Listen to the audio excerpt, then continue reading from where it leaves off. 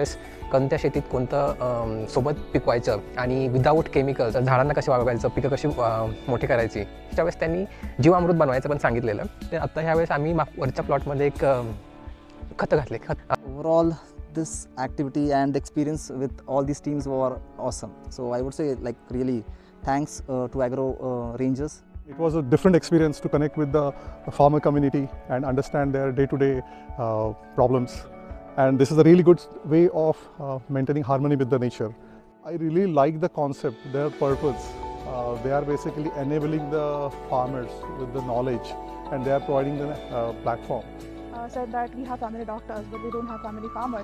So that's a need of ours right now, I feel. And now I also want my family farmer, and I think I found here one. So that's really a great thing that happened to me today. खरोखर अतिशय हा चांगला उपक्रम आहे आणि हा वाढत गेला पाहिजे आणि सध्या तरी हा एक पर्टिक्युलर गावापुरता मर्यादित आहे, तो सिटीपर्यंत पोहोचला पाहिजे.